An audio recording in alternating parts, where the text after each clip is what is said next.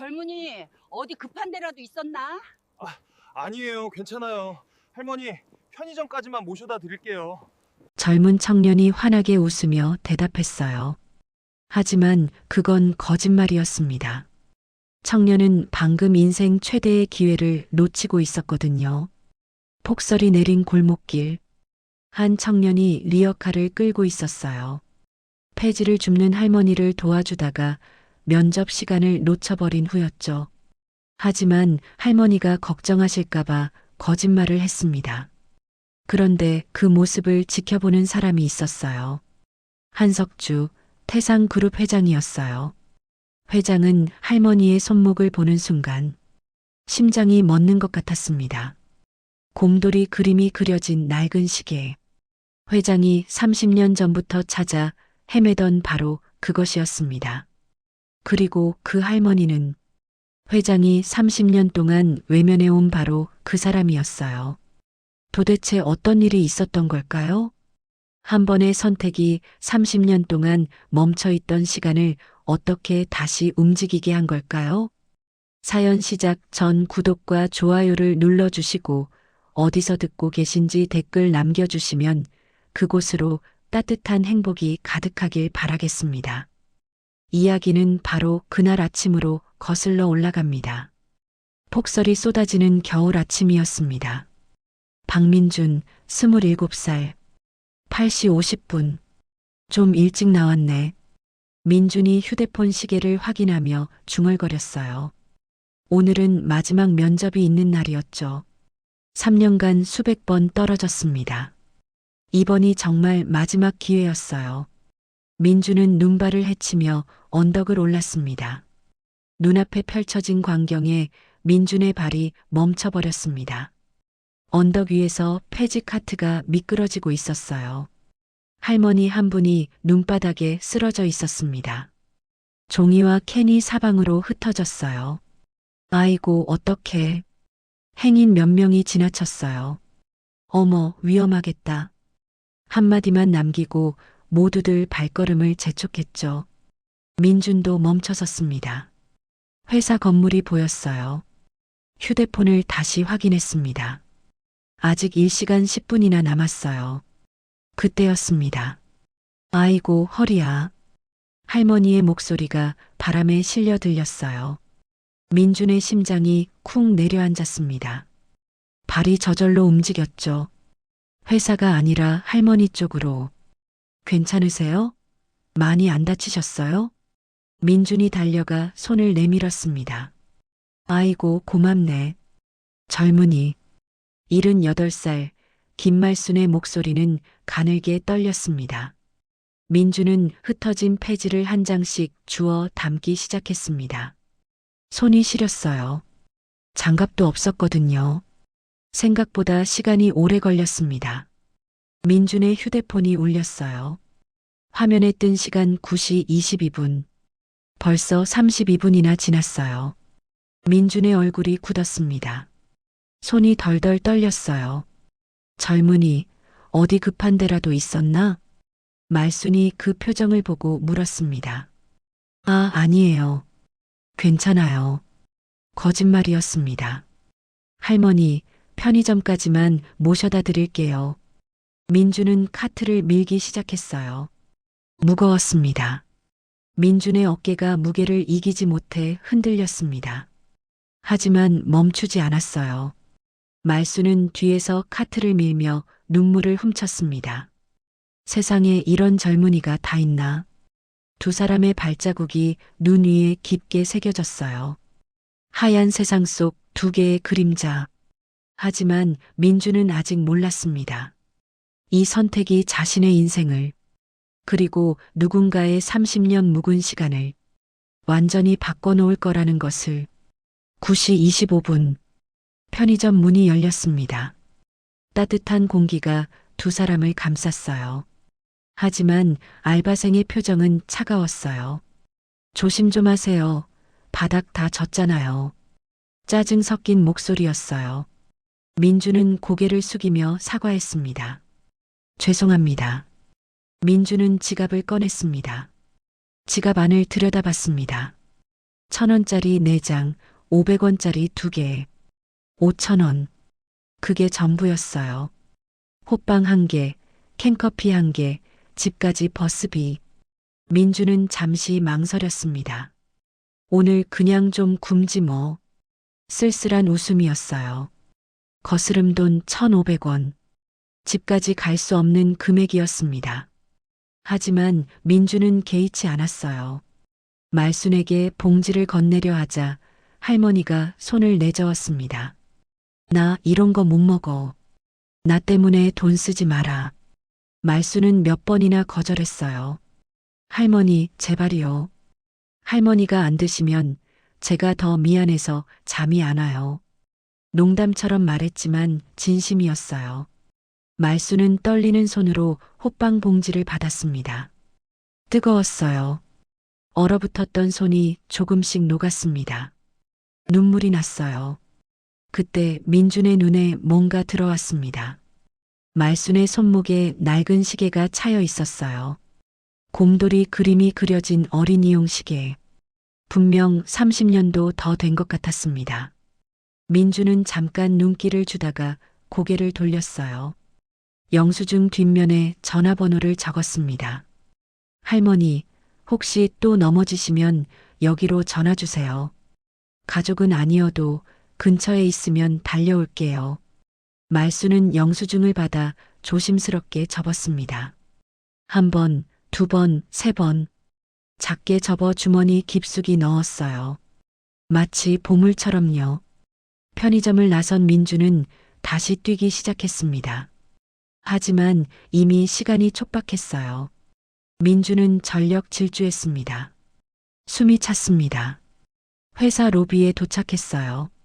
10시 12분. 면접 시작 시간에서 12분이나 지난 시각이었어요. 죄송합니다.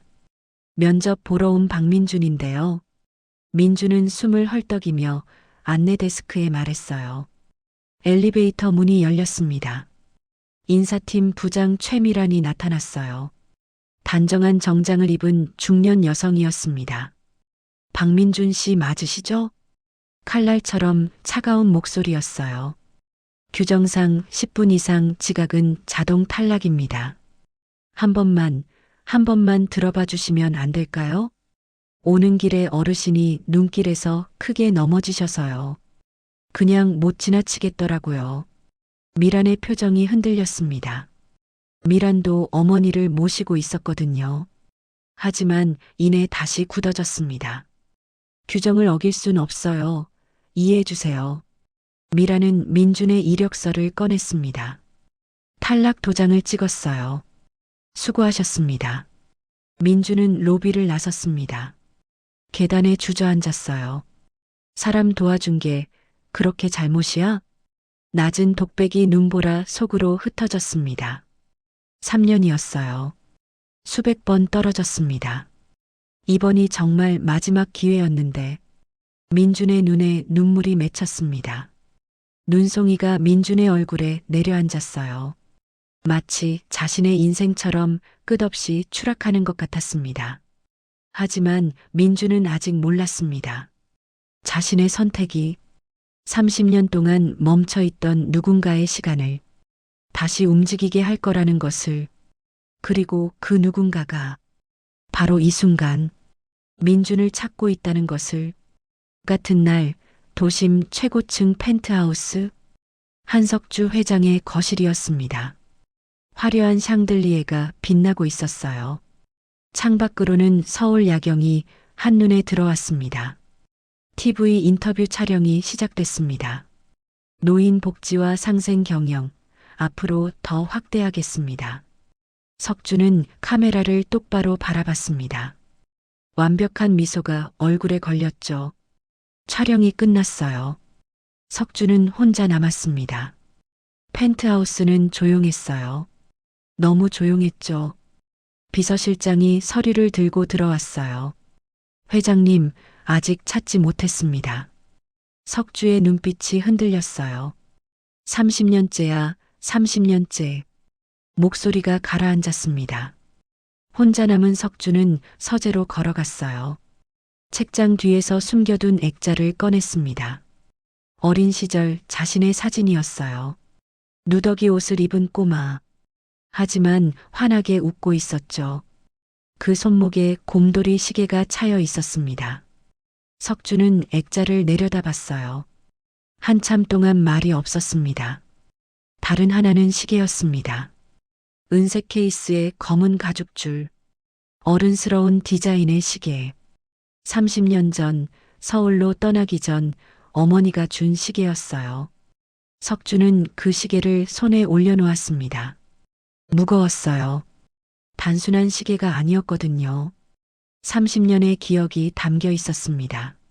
석주의 손이 떨렸어요. 입술도 떨렸죠. 엄마. 그 한마디를 삼켰습니다. 목이 메었거든요. 석주는 눈을 감았어요. 30년 전 기억이 떠올랐습니다. 눈 내리는 골목길. 석주야, 이거 가져가라. 어머니의 목소리가 들렸어요. 시계를 손목에 채워주던 그 손길. 어른 됐으니까 어른 시계 차고 다녀. 어머니는 환하게 웃었죠. 하지만 그게 마지막이었습니다. 석주는 눈을 떴어요. 창밖 유리창에 자신의 얼굴이 비쳤습니다. 주름진 얼굴.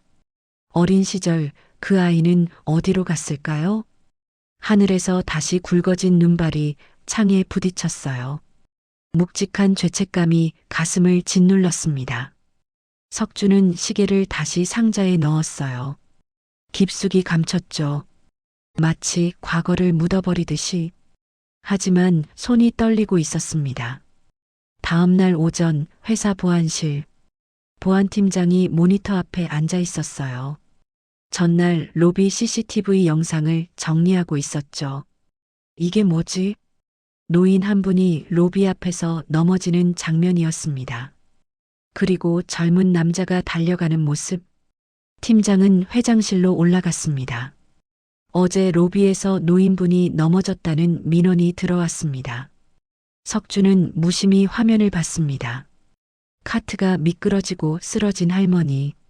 폐지를 주워 담는 젊은 남자. 하지만 다음 순간 석주의 눈이 커졌어요. 할머니 팔목에 시계가 보였습니다. 곰돌이 그림. 늘어난 고무줄. 잠깐. 거기서 멈춰. 확대 좀 해봐. 석주의 목소리가 떨렸습니다. 시계가 크게 나타났어요. 어린 시절 사진 속의 시계와 똑같았죠. 이게 어떻게? 함께 있던 청년은 어제 면접 보러 왔다가 지각으로 탈락 처리된 지원자랍니다. 이 청년 이름이 뭐라고 했지? 박민준입니다. 박민준. 그 이름을 듣는 순간 석주의 머릿속이 하얘졌어요. 30년 전 기억이 쏟아졌습니다. 공장 화재, 불길, 사망자 명단. 그 속에 있던 부부의 이름. 박정훈, 이은희. 그들의 아들 이름이 민준이었죠. 30년 동안 외면해온 과거. 더 이상 숨을 수 없다는 걸 석주는 알고 있었습니다. 그 청년 연락처 찾아봐. 석주의 목소리는 떨리고 있었어요. 그리고 그 할머니도 지금 당장.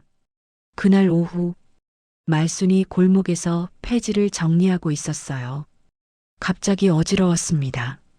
쿵. 말순이 눈밭에 쓰러졌어요. 구급차가 왔습니다. 응급실에 도착했어요. 환자분 보호자 계세요? 하지만 아무도 없었어요. 간호사가 말순의 주머니에서 떨어진 영수증을 확인했습니다. 구겨진 편의점 영수증. 뒷면에 전화번호가 적혀 있었습니다. 보호자 연락처가 이것밖에 없네. 간호사가 영수증에 적힌 번호로 전화를 걸었어요. 민주는 원룸에 누워 있었습니다. 김말순 어르신 보호자분 아니세요? 간호사의 목소리. 민준의 얼굴이 굳었습니다. 할머니가 어떻게 되셨는데요? 지금 어디세요? 금방 가겠습니다. 30분 후 병원 복도. 민준이 숨을 헐떡이며 도착했습니다. 병실 문을 열고 들어갔어요. 말순이 침대에 누워 있었습니다. 미안하네. 괜히 귀찮게 했구먼. 말순의 목소리는 가늘었습니다. 무슨 말씀이세요, 할머니? 민주는 말순의 손을 잡았습니다. 그때였어요. 복도에서 급한 발소리가 들렸습니다. 문이 벌컥 열렸습니다. 검은 코트를 입은 남자들이 들어왔어요. 한석주 회장이었습니다. 석주는 병실 안으로 걸어 들어갔습니다.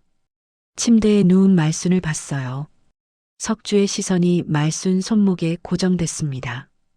곰돌이 시계. 석주의 손이 흔들렸어요. 심장이 터질 것 같았습니다. 엄마. 석주가 작게 중얼거렸습니다. 하지만 말순은 듣지 못했어요. 30년 만에 재회였습니다.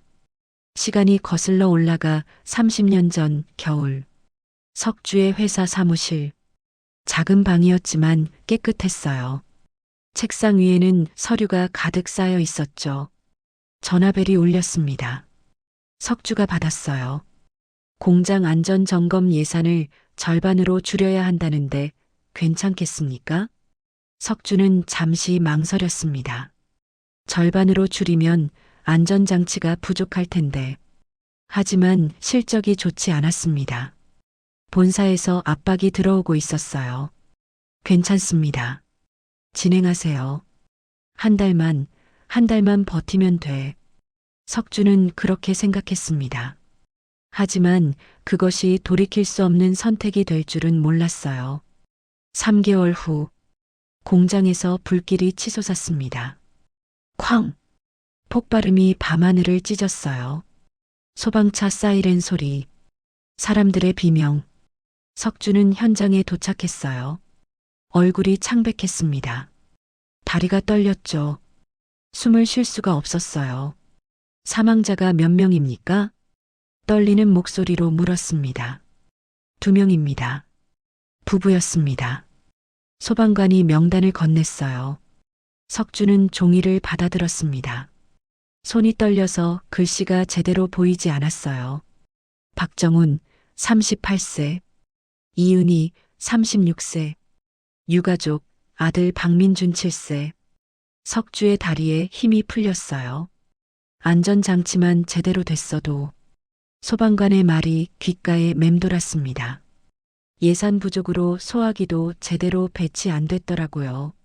석주는 고개를 떨어뜨렸어요. 자신이 승인한 예산 삭감. 그것이 2사람의 목숨을 앗아간 거였습니다. 7살 아이를 고아로 만든 거였어요. 석주는 그 자리에 무릎을 꿇었습니다. 눈물이 쏟아졌어요. 죄송합니다. 정말 죄송합니다. 하지만 아무도 듣지 못했습니다. 다음 날, 석주는 집으로 돌아왔습니다. 말순이 밥상을 차리고 있었어요. 석주야, 밥 먹어라. 석주는 대답하지 않았습니다. 멍하니 앉아 있었어요. 왜 그래? 무슨 일 있어? 말순이 걱정스럽게 물었습니다. 아무것도 아니에요. 석주는 거짓말을 했어요. 하지만 눈물이 흘러내렸습니다. 밥을 먹을 수가 없었어요. 목구멍으로 넘어가지 않았죠. 밤새 잠을 이루지 못했습니다. 눈을 감으면 불길이 보였어요. 타오르는 공장, 비명소리, 그리고 7살 아이의 얼굴. 석주는 본 적도 없는 그 아이의 얼굴이 계속 떠올랐습니다. 나 때문에 부모님을 잃었어. 죄책감이 석주를 짓눌렀습니다. 일주일 후, 석주가 가방을 쌌습니다. 집을 떠나려는 거였어요. 석주야, 어디가? 말순이 물었습니다. 서울 가요. 본사로 발령났어요. 언제 와? 모르겠어요. 석주는 차갑게 대답했어요. 그래도 명절에는 바쁠 것 같아요. 석주가 문을 열려는 순간 말순이 작은 상자를 내밀었어요. 이거라도 가져가라. 내 생일 선물이야. 석주가 상자를 열었습니다. 시계가 들어 있었어요. 은색 케이스에 검은 가죽줄. 어른스러운 디자인이었죠. 옛날에 내가 10살 때 곰돌이 시계 사줬던 거 기억나니? 그때 넌 너무 좋아하면서도 어른 시계가 갖고 싶다고 했잖아. 말수는 자신의 손목을 내려다봤어요. 곰돌이 시계가 차여 있었죠. 이제 어른 됐으니까 어른 시계 차고 다녀. 엄마는 내가 어릴 때 차던 이 시계를 차고 있을게. 그럼 항상 널 기억할 수 있으니까. 석주는 시계를 손목에 찼습니다. 차갑고 무거웠어요. 고마워요, 엄마. 하지만 목소리는 차가웠어요. 석주는 집을 나갔습니다. 뒤도 돌아보지 않았어요. 말수는 문가에 서서 아들의 뒷모습을 바라봤습니다. 잘 가라, 석주야. 작게 중얼거렸어요. 눈물을 흘렸죠. 손목에 곰돌이 시계를 쓰다듬었습니다. 우리 석주 잘 되게 해주세요. 말수는 기도했습니다. 그게 마지막이었습니다. 이후 30년. 석주는 이사를 했죠. 연락을 끊어버렸습니다. 죄책감을 견딜 수 없었거든요. 엄마한테 어떤 얼굴로 가겠어. 석주는 스스로에게 말했습니다. 내가 두 사람을 죽인 거나 마찬가지야. 그 아이를 고아로 만든 거고, 이런 나를 엄마가 본다면 석주는 어머니를 만날 용기가 없었어요. 그렇게 1년이 지나고 3년이 지나고 10년이 지났습니다. 사업은 성공했어요. 작은 회사는 점점 커졌죠. 태상무역이 태상그룹이 되었습니다. 하지만 성공할수록 죄책감은 커졌어요. 손목의 시계를 볼 때마다 어머니가 생각났습니다. 석주는 사람을 풀어 어머니를 찾았습니다. 하지만 찾을 수 없었어요. 옛날 집은 헐렸고 이웃들도 모두 떠났죠. 한석주 씨 어머니요? 모르는데요. 옛날 일은 저희도 잘 몰라요. 아무도 몰랐습니다. 석주는 탐정까지 고용했어요. 10년을 찾았습니다. 20년을 찾았어요. 하지만 어머니는 나타나지 않았습니다. 마치 세상에서 사라진 것처럼 석주는 매일 밤 시계를 바라봤습니다. 어머니가 준 그 시계. 30년이 지난 지금도 석주는 그 시계를 차고 있었어요. 매일 밤 시계를 풀어 손에 쥐고 울었습니다. 오랫동안 찾아 헤맨 엄마가 이제 눈앞에 있었어요. 30년 동안 멈춰 있던 시간이 이제야 다시 움직이기 시작했습니다.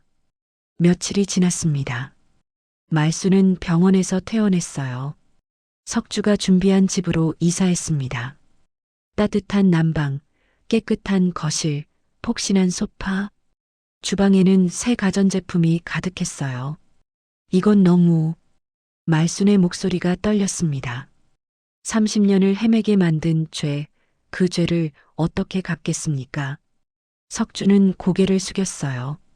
말순은 석주의 손을 잡았습니다. 내가 살아서 성공해서 돌아온 것만으로도 난 행복하다. 석주의 눈에서 눈물이 흘러내렸어요. 두 시계가 나란히 놓였습니다.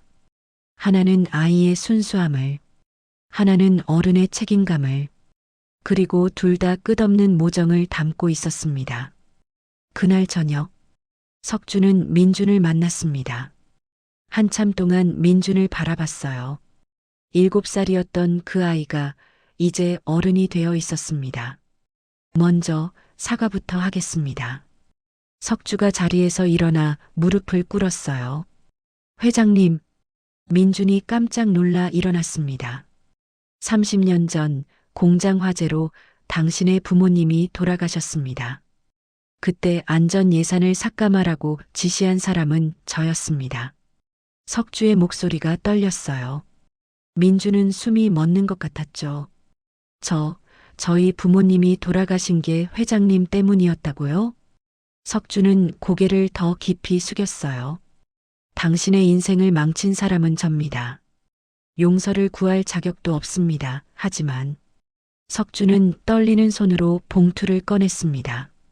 이것은 당신 부모님의 보상금입니다. 30년 전 회사가 지급한 금액의 100배입니다. 그리고 당신이 지금까지 겪은 고통에 대한 제 마음입니다.